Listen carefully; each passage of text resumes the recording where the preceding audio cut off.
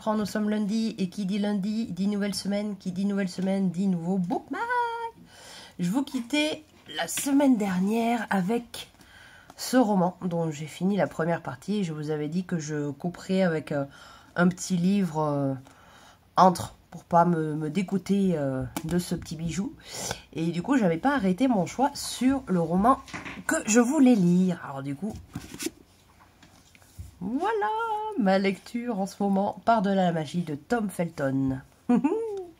Alors je suis un petit peu dégoûtée parce qu'il a pris un peu la pluie quand je l'ai acheté. Et du coup, ça a traversé mon sac.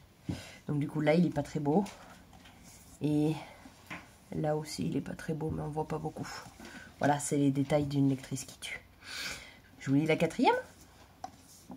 Ils ont aligné une trentaine d'entre nous. Un des adultes dont je découvrirai plus tard qu'il s'agissait du réalisateur Chris Columbus a longé cette ligne en demandant à chaque enfant quelle était la partie du livre qu'il ou elle préférait. Je me rappelle n'avoir pas été emballé par cette question.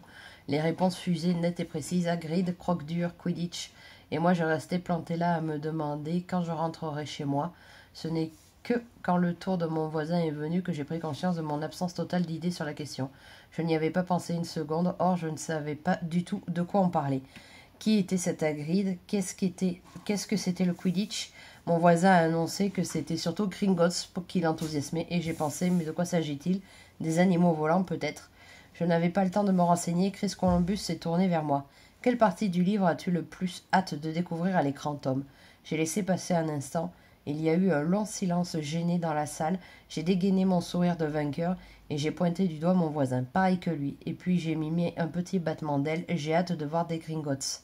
Une pause pesante. Tu veux dire que tu as hâte de voir Gringotts, la banque? A demandé Columbus. C'est ça, ai-je rapidement tenté pour me raccrocher aux branches. La banque, j'ai hâte. Donc vous voyez déjà, adolescent, Tom Felton en faisait qu'à sa tête. J'ai lu, j'en suis à la page 137 et il en fait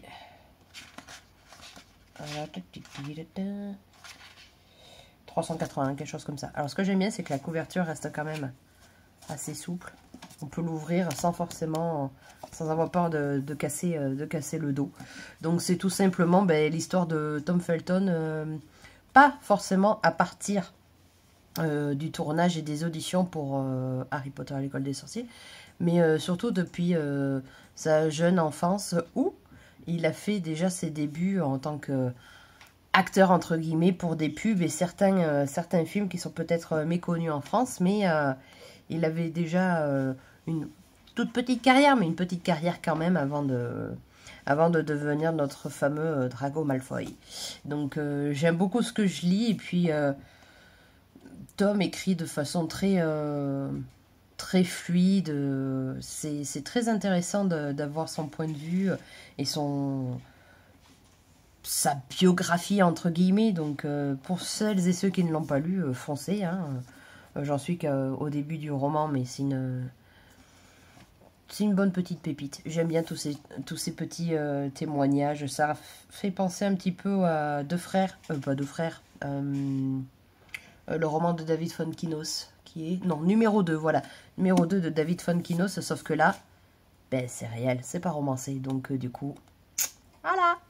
Je vais continuer ma lecture. Sinon, après, à l'audio, je suis toujours avec Carole Declercq dans Les Heures Insouciantes. Je ne l'ai pas écouté aujourd'hui parce que j'étais au bureau. Je vais l'écouter demain, donc je pense que je vais réécouter encore 1h30. Et j'aimerais bien essayer de le terminer avant de partir en vacances, parce que pendant 15 jours, je n'écouterai rien. Et que je risque de tout oublier d'ici là. Donc je vous en reparle un peu plus tard dans ce bookmag. Ciao! Coucou, je vous prends, nous sommes mardi et je viens pour vous faire un petit unboxing. La semaine dernière, j'ai commandé un agenda sur le site MyAgenda 365. Donc je remercie fortement Louise du compte Ivresse de lire des livres. Putain, je vais le péter. Du compte, je sais plus ce que je dis. Donc je remercie du coup Louise du compte L'ivresse de lire des livres. Elle a bien dû passer une demi-heure à m'expliquer les différentes possibilités qu'il y avait sur ces agendas-là. Et du coup, je l'ai reçu. Donc c'est la première fois que je commence ce type d'agenda, donc je l'ouvre vraiment en même temps que vous, donc on va voir de quoi il retourne. Il est magnifique comme ça. J'ai pris couleur terracotta. Alors, je m'excuse, je mets le téléphone du travail en silencieux parce que des fois, même à 18h30, on vient encore nous embêter. Donc j'ai un petit sachet de thé, tant pour moi, mélange de plantes cultivées en France et issues de l'agriculture biologique. Verveine, menthe poivrée, tilleul rose, sans théine. On essaiera. Et voilà mon précieux. Alors je sais pas si la couleur va bien faire justice au niveau de la vidéo, mais moi je le trouve magnifique. C'est la couverture en relief, c'est super beau. Alors, qu'est-ce que nous dit ce petit mot? Expédition zéro plastique, papier 100% recyclé, made in France. Oh, j'avais pas vu l'arrière. Super joli, je vais peut-être le garder. Alors, moi je l'ai pris en relié, mais vous pouvez aussi l'avoir en spirale. Mais je trouvais qu'en relié, il serait quand même beaucoup plus pratique à utiliser. Alors, je feuillette quelques pages parce que je ne connais pas du tout. Donc mon code couleur. Oh, on dirait que c'est du papier recyclé. Je sais pas si vous allez voir, mais il est un peu, il n'est pas complètement blanc. Je vais essayer de vous montrer. Mais là, on a l'année 2023, 2024. Et après, comment fonctionne? Donc là, mon emploi du temps, même si bon. Moi, je ne sais jamais où je suis le lendemain. Donc là, j'ai mes événements avec un petit... je ne sais plus comment on appelle ça, une petite banderole que je pourrais colorier. Ensuite, on a mon bilan. Qu'est-ce qui a bien fonctionné l'année dernière? Qu'est-ce que j'en tire comme apprentissage? Quels sont les ingrédients essentiels pour contribuer à mon épanouissement? Qu'est-ce qui a besoin d'être amélioré? Tout. Quelles sont les actions concrètes que je choisis de mettre en place? Prendre des cachetons. Prendre des cachetons. J'aimerais aussi trouver quelque chose pour plus avoir mes migraines ophtalmiques. Et de ce côté-là, on a un tracker. Donc pour le bien-être, l'alimentation, l'activité physique, qui est presque trop top. Travail, finance, empreinte écologique, habitat, loisirs, créativité, amour, famille, vie sociale. Bon, vie sociale, ça restera toujours à zéro, je pense. Alors, mes envies. Et maintenant, créez vos propres listes. Ah, ça c'est cool. On a déjà un petit résumé des choses qu'on pourrait faire. Mon tableau de vision. Projetez-vous, imaginez votre vie idéale. Trouvez les images qui correspondent à votre vision et collez-les sur cette page. Voilà. Donc, comment je vois la vision de cette année. Ma bucket list. Listez toutes les choses que vous souhaitez absolument faire dans votre vie. Mes projets. Quels sont les projets que vous souhaitez réaliser cette année? Cela peut être simple comme faire 10 000 pas par jour, ou plus ambitieux comme écrire en banc ou faire le tour du monde à vélo. Numéro 3, les projets ci-dessus par ordre de préférence. Utilisez le tracker mensuel, utilisez les pages de préparation. C'est super bien fait. Hein. Les défis.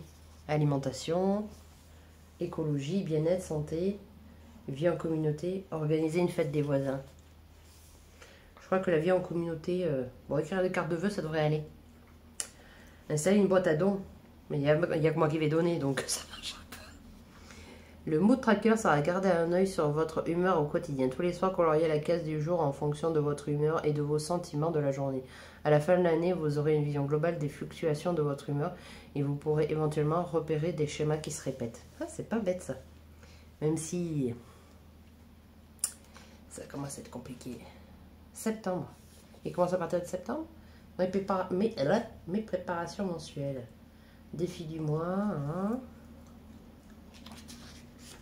Ah, il y a des pages. Faudra que je regarde à quoi ça correspond, ça. Août. Donc ça commence à partir du lundi 14 août. Donc en fait, j'ai trouvé super pratique parce qu'en fait, c'est comme si on avait des to-do list là. Et là, on marque la note de ce qu'on a pu faire. Et en dessous, là, vous avez quelques petits points de bullet journal. Je trouvais ça super sympa. Pour voir si on avait fait des objectifs ou pas. Et là, vous avez la page globale de septembre. Donc là, vous avez mon défi du mois, mes objectifs, les anniversaires à fêter, mon tracker. Donc là, je liste les trackers que je veux mettre. Par exemple, si par exemple au mois de septembre, je veux lire 50 pages tous les jours, ben, je le note. Là, j'ai mes moments heureux. Donc je pense que mes moments heureux au mois de septembre, ça sera mon anniversaire. Et là, je vois pas à quoi va me servir ce... Faudra que je regarde à quoi ça peut me servir. C'était peut-être marqué dans les pages précédentes.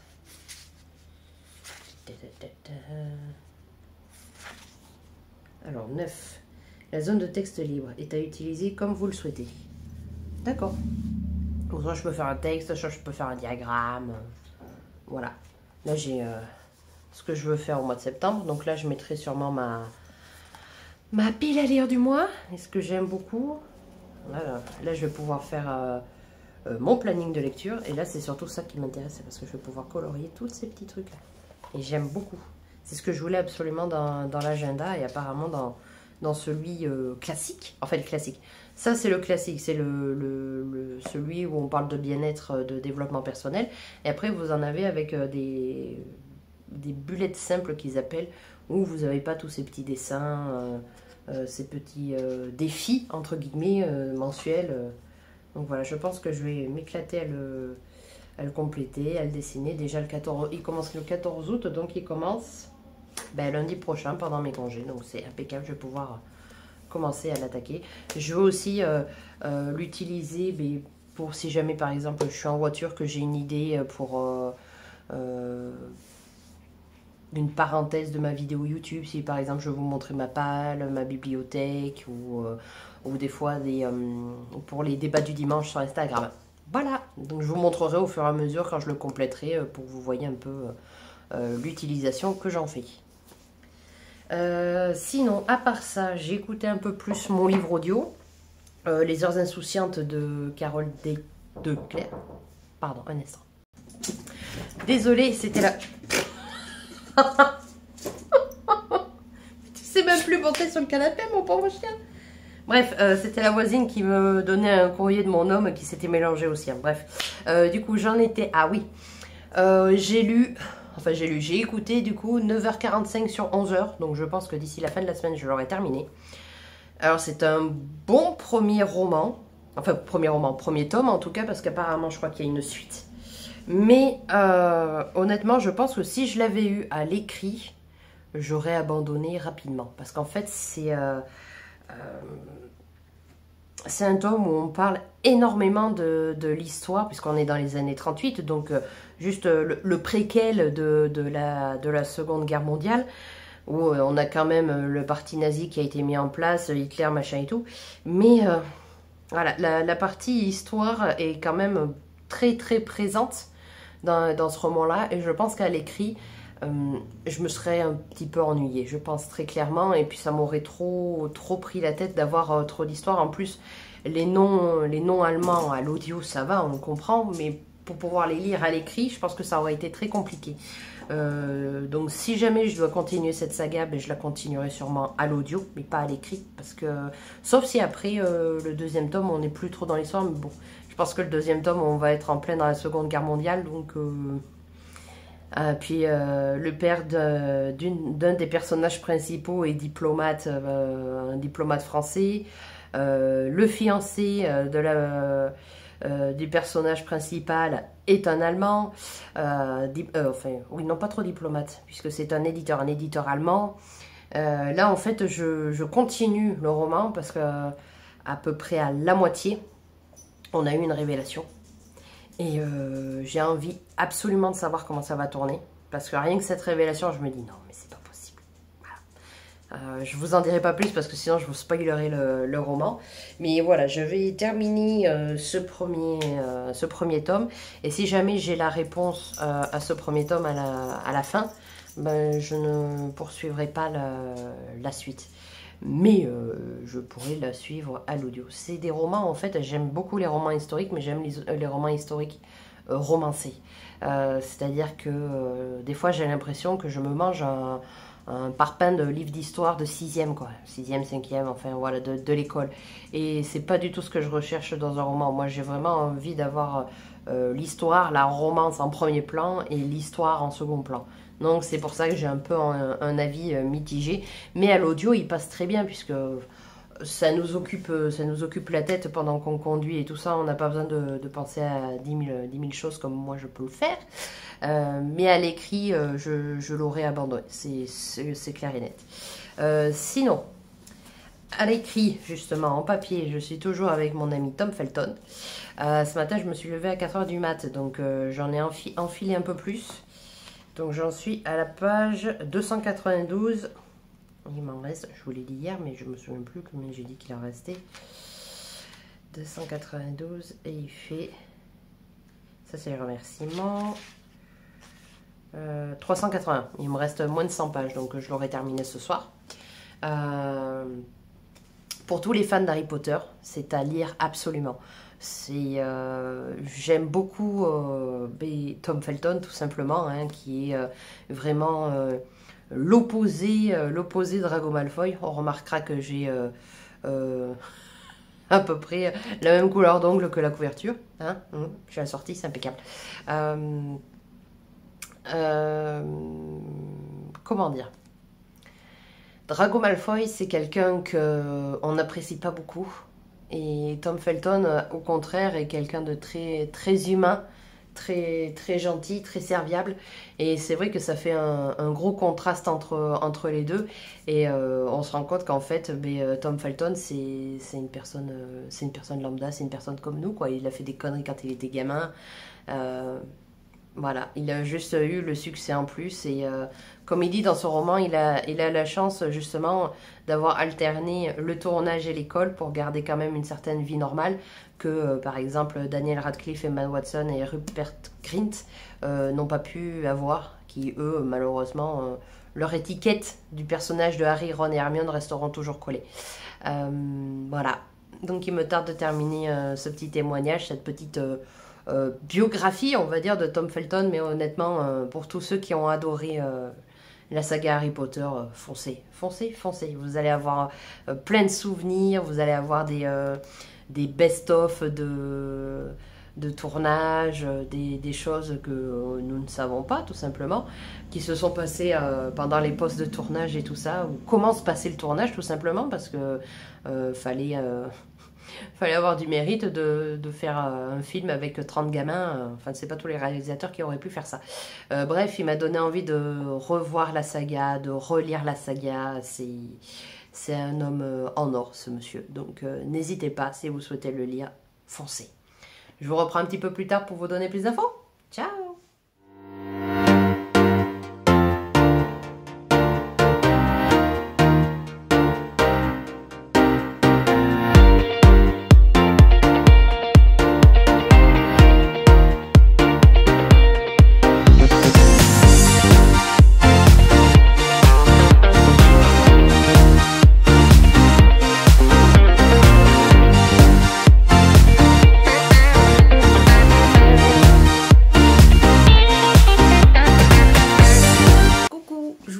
Nous sommes mercredi, je sais vous n'avez pas l'habitude à ce que je vous prenne un petit peu tous les jours, mais qu'est-ce que vous voulez?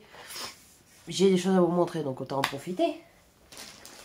J'ai reçu un petit colis de chez Muse. Deux t-shirts que j'attendais impatiemment, enfin j'espère. Du coup, je vais vous le montrer si j'arrive à ouvrir le papier.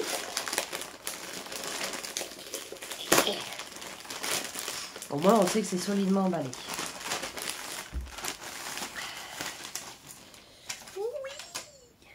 Oui, c'est ça. Donc, du coup, j'ai reçu... Je le trouve trop beau. Il est trop beau. Hop. Je sais pas si vous allez bien voir. J'ai choisi celui-ci parce que je le trouvais beaucoup plus fleuri. Il existe aussi avec la mer en fond. Je le passe et je reviens tout de suite.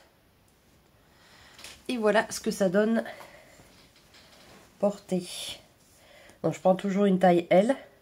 Sauf que comme ça me colle pas. Bon, en dessous, ça compte pas parce que j'ai gardé mon t-shirt. C'est juste pour vous montrer un peu la taille, comment ça donne. Et les manches courtes qui arrivent à peu près jusqu'ici, où vous pouvez les retourner si vous le souhaitez. Le t-shirt que j'ai pris, je l'ai pris en coton classique.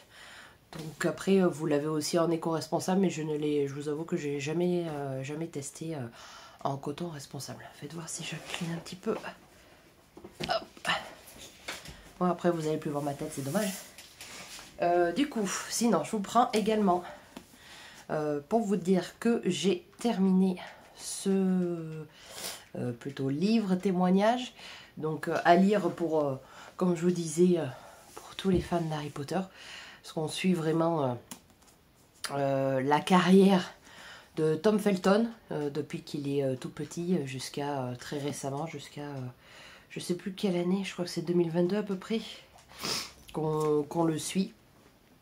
Et c'est quelqu'un qui n'a pas forcément eu la vie facile entre guillemets, qui est tombé forcément dans les méandres de la drogue et de l'alcool. Peut-être pas autant que Matthew Perry dans Friends, mais quand même un petit peu. Donc pour tous ceux pour tous les amoureux, tout à fait. Je m'excuse, mais j'ai des allergies encore, ça m'agace. Donc à lire d'urgence pour tous les amoureux d'Harry Potter. Par ailleurs, j'ai du coup attaqué la deuxième histoire des Chroniques de Bond Street, qui est, je crois que c'est Miss Tonks prend son envol. Il faut que je retrouve la page.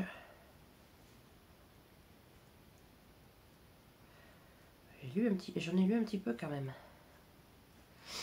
Oui, Miss Tonks prend son envol, donc j'ai lu ça. Le petit... Et il me reste ça à lire. Donc je pense c'est une centaine de pages qu'il me reste à lire. Oui, c'est ça, à peu près une centaine de pages. Donc là, on suit un des personnages qui est... comment dire, qui est associé à l'hôtel. C'est une personne en fait... une sœur, une petite sœur, voilà, qui va retourner chez sa grande sœur pour essayer de lui voler quelque chose afin que l'hôtel du parent pauvre puisse à nouveau travailler et exercer leur métier. Il se trouve que sa grande sœur est une abominable personne. On comprend que à la mort des parents de Miss Tonks et de sa sœur, c'est elle qui a tout, qui a récupéré tout l'argent et n'a rien laissé à sa sœur. Même d'elle-même, elle aurait pu lui laisser un héritage, mais elle ne lui a rien laissé du tout. Du coup, ce qui fait que sa grande sœur se trouve à être plus riche qu'elle n'en a besoin, et Miss Tonks va essayer de voir si elle peut essayer de voler quelque chose. Donc je pense qu'on va en savoir un petit peu plus sur l'héritage, enfin j'espère, c'est ce que j'aimerais savoir en tout cas, savoir si c'est réellement les parents qui ont laissé tout l'argent à la grande sœur ou si c'est elle qui a décidé de tout accaparer et de laisser Miss Tonks très clairement dans la merde, quoi, parce que c'est une jeune personne qui possède quand même un titre mais qui se retrouve du coup désargentée très tôt. Donc je vais retourner à ma lecture et si je peux, j'aimerais le terminer ce soir pour pouvoir en faire un avis demain. À Lectio Radio, je suis toujours avec Carole Declerc dans Les Heures Insouciantes. Je ne l'ai pas écouté aujourd'hui parce que j'étais en tournée accompagnée avec mon chef. Donc du coup, on a écouté Inter toute la journée. C'était génial. J'ai détesté. J'ai détesté, mais bon, bref. Donc, du coup, demain, je vais l'écouter 2 fois 45 minutes. Peut-être même un peu plus. Donc, je crois qu'il me reste 2h30, 3h. Donc, je vais essayer de le terminer d'ici la fin de la semaine. Comme ça, je serai tranquille pour les vacances. C'était tout pour moi et je vous rends l'antenne. Ciao! Coucou, nous sommes vendredi et je viens vous parler de mon avis lecture. Vous parlez de mon avis lecture, ça veut rien dire. Je viens vous donner mon avis lecture sur Les Heures Insouciantes de Carole Declerc, que j'ai écouté à l'audio, parce que tout simplement j'ai gagné l'audio lors d'un concours sur le compte Instagram des éditions Erol. Donc je vous en ai parlé sur les 15 derniers jours, donc je ne vais pas forcément trop répéter ce que j'ai dit. Donc nous sommes aux prémices de la Seconde Guerre mondiale, donc à l'été des années 38. Nous suivons Pauline et Nathalie, oui, deux jeunes filles d'à peu près 20 ans qui, du coup, sont en âge de se marier et tout ça. Le père de Pauline est un diplomate français qui doit souvent faire des allers-retours entre la France et l'Allemagne. Et le père de Nathalie est plutôt une personne qui ne sait pas vraiment trop comment gérer son argent. Donc du coup c'est Nathalie qui des fois va négocier. Voilà. Ce premier roman, parce que c'est une saga, parle énormément du contexte historique des années 38. On se situe aussi entre la France et l'Allemagne, donc des fois quand ils vont en Allemagne, on a les noms allemands qui sont imprononçables à dire et à lire, je suppose, parce que j'ai ma copine Stéphanie sur Insta qui l'a lu papier, qui ne l'a pas écouté et qui disait qu'il a le même ressenti que moi. Je trouve quand même qu'à l'audio, la partie historique passe quand même assez bien. Même si je pense que, comme je vous l'avais dit précédemment, si je l'avais pris à l'écrit, en format papier, je pense que je l'aurais abandonné très certainement, malheureusement. Je ne suis pas fermée à écouter le second tome, mais je ne le lirai pas, je ne pense pas. Parce que trop peur que le contexte historique soit encore plus présent, parce que dans le premier tome, on est dans les années 38. Donc je pense que dans le deuxième tome, on doit être au début de la Seconde Guerre mondiale. Mais voilà, après, ce roman est fait, je pense, pour tous ceux qui aiment les romans historiques, qui sont vraiment amoureux de la partie historique et non de la partie romancée. Parce que moi, en fait, ce que je préfère dans les romans historiques, c'est la partie romancée, en fait. Je veux bien avoir un peu d'historique pour situer le contexte et tout ça, mais après, quand il y en a trop, on me perd vite. Donc c'est pour ça que j'essaye d'éviter de prendre ce genre de roman. Mais après, il peut très bien passer pour tous ceux qui sont amoureux de l'histoire, qui veulent en savoir plus sur le contexte et tout ça. Après, il ne faut pas oublier qu'il y aura aussi une partie romancée. Je n'ai pas eu la révélation que j'attendais. Donc, je ne veux pas vous spoiler, donc je vais pas vous la dire. Mais j'attendais énormément d'avoir la suite d'une révélation. Mais l'autrice ne l'a pas donnée. Donc, je suppose qu'il faudra lire le deuxième tome pour la voir. Donc je sais pas, je verrai si j'arrive à le trouver en audio à ma médiathèque ou des choses comme ça, je me le prendrai sur une semaine ou 15 jours et puis ça me fera passer le temps et comme ça j'écouterai la suite. Voilà. Sinon, à l'écrit, je suis toujours alors je sais pas du tout où j'ai mis.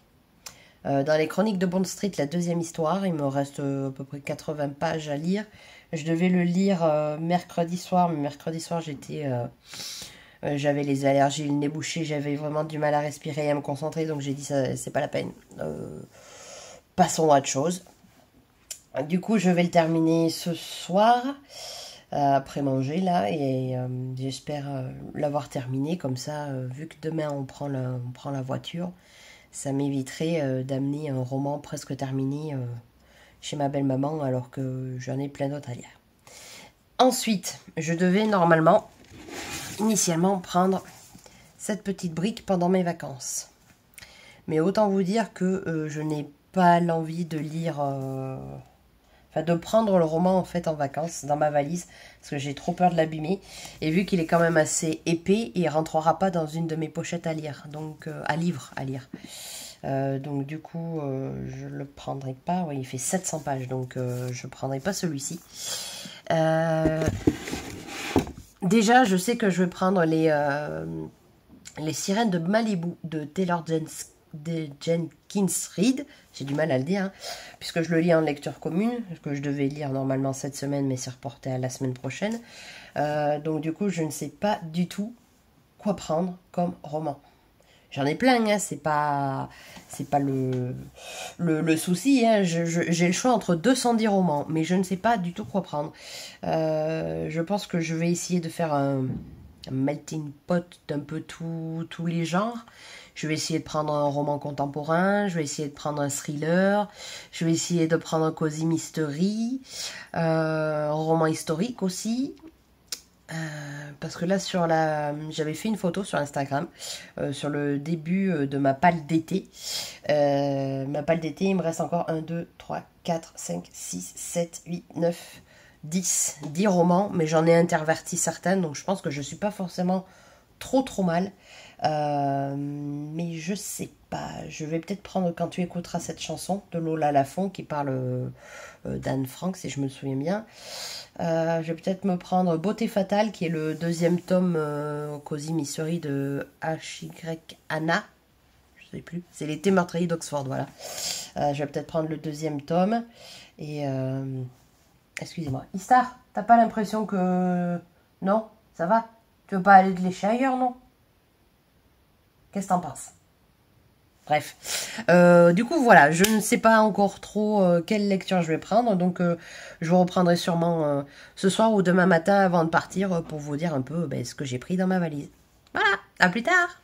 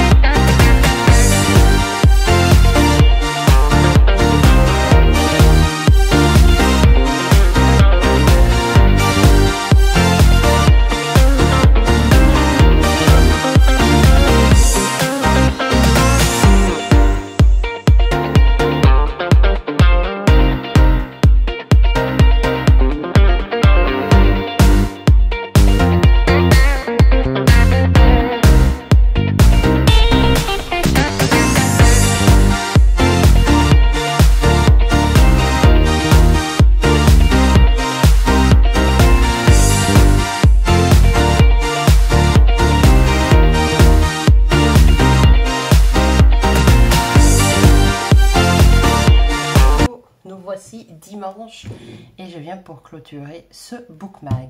Comme vous pouvez le voir, changement de lieu. Je suis actuellement en vacances dans le Grand Est, dans une ville qui s'appelle Metz. Bon, le T ne se prononce pas. Du coup, avant de vous quitter, je voulais vous faire un point, avis, lecture des Chroniques de Bond Street, sauf que j'ai pas pris le roman. Donc du coup, je vais essayer de vous mettre la première de couverture quelque part sur l'écran pour que vous puissiez voir de quoi je parle. Du coup, je suis réconciliée avec MC Beaton en ce qui concerne les romances, pas en ce qui concerne les Cozy Mystery, parce que les Cozy Mystery, je ne peux juste pas du tout. Ce n'est pas possible pour moi. Je ne supporte pas l'amour anglais de ces sagas-là. Mais par contre, j'ai vraiment adoré les deux histoires qu'il y a dans les Chroniques de Bond Street. Je trouve que c'est léger, c'est frais, même si quelque part on parle de sujets un peu tabous de l'époque, puisque la noblesse des Argentés, on n'en entend pas beaucoup parler dans les romans de cette époque-là. On est plus, si je prends l'exemple des Chroniques de Bridgerton, on ne va pas parler de la noblesse des Argentés. Donc j'aime bien le fait qu'on en parle et de voir comment ils font pour s'en sortir. Bon, ils volent. C'est pas la meilleure des solutions, mais bon, c'est comme ça. Du coup, il me tarde d'avoir la suite pour pouvoir en savoir plus sur les autres personnages, parce qu'en fait, chaque histoire, on est avec un personnage différent du groupe qui ont monté l'hôtel. Donc, dans le premier, on est avec... j'ai mangé son nom. Avec la cuisinière qui, du coup, va sortir avec le neveu de Lady Fortescue, et ils vont se marier, entre guillemets, je spoil, je suis désolée. Et dans le deuxième, on est avec le personnage de Miss Tonks qui va essayer de voler sa sœur. Voilà, je n'en dirai pas plus. Donc j'ai hâte de voir la petite histoire numéro 3 et numéro 4 pour voir avec quel personnage de l'hôtel nous allons être. Donc très bonne surprise, hâte de lire la suite. Donc si vous voulez quelque chose de frais, attention, il y a beaucoup de romances dans chacune des deux histoires, donc faut aimer la romance pendant la Régence. Si vous aimez pas la romance Régence, faut laisser tomber, Si vous n'aimez pas les chroniques de Bridgerton, par exemple, n'y allez pas, ça sert à rien, c'est une perte de temps. Sinon, du coup, j'ai enfin décidé de ce que je prenais. Alors, je protège toujours mes bouquins. Donc là, j'ai pris la pochette de Steph de Piketty en collaboration avec Adelcha. Je la trouve magnifique. Et puis en plus, ce qui est bien, c'est qu'elle est molletonnée. Donc j'ai pris, comme vous pouvez vous en douter, Les Sirènes de Malibu de Taylor Jenkins Reid, qu'on va lire là en lecture commune à partir de demain. Donc du coup, vous l'aurez dans le prochain Book Mag. Ensuite, j'ai pris la pochette de chez Alice du conte Dessine-moi mes rêves. Donc c'est une pochette à zip. Au-dedans, j'ai rentré quand même 3 romans. Donc le premier, Quand tu écouteras cette chanson de Lola Lafont, que j'ai depuis l'année dernière, même depuis après la foire de Brive, donc après novembre, à lire. En plus c'est un livre court, donc ça devrait aller. Le deuxième, j'ai pris du coup un thriller, j'ai pris Les Refuges de Jérôme Loubry. Alors ce roman m'a été gentiment offert suite au gain d'un concours de chez Sarah, du compte Sarah Passion Lecture. Voilà, donc je pense que je vais le lire d'ici ces 15 jours. Et le petit dernier, qui est un cozy mystery, j'ai pris Les Thés meurtriers d'Oxford, j'ai pris Beauté fatale, qui est le 2e tome. J'essaye d'avancer un petit peu mes sagas pour essayer de rattraper mon retard. Donc pareil, petit livre, j'essaye quand je suis en vacances, surtout quand je suis en vacances dans la famille de mon compagnon, de prendre des livres courts que je peux vite terminer. Parce que par exemple, Les Ombres d'Adélaïde Hills, il faisait plus de 750 pages. Et j'avais vraiment peur de ne pas avoir du tout de contenu à vous donner. Parce que 750 pages en vacances, je vous dis, ça m'aurait pris les 15 jours. Donc voilà ce que j'avais à vous dire. Donc demain on attaque Les Sirènes de Malibu. Il me tarde, j'ai hâte d'attaquer cette lecture. Et je verrai si j'ai assez de contenu pour vous faire un book mag la semaine prochaine. Parce que comme je vous dis, voilà, comme je suis dans la famille de mon compagnon, ça va peut-être être compliqué de pouvoir lire, de pouvoir faire des points lecture. Donc je condenserai peut-être 2 book mag en un. Voilà, si je vois que j'ai pas assez de contenu, je vous préviendrai sur Instagram s'il n'y a pas de bookmark dimanche prochain. Pour le moment, je ne sais pas. Je verrai comment se déroule la semaine, ce que je peux vous filmer, ce que je peux lire aussi. Donc voilà. Donc j'espère que vous avez passé un bon moment avec moi. Je vous souhaite d'excellentes lectures et surtout si vous avez aimé cette vidéo, n'hésitez pas à liker, commenter, partager et pourquoi pas vous abonner.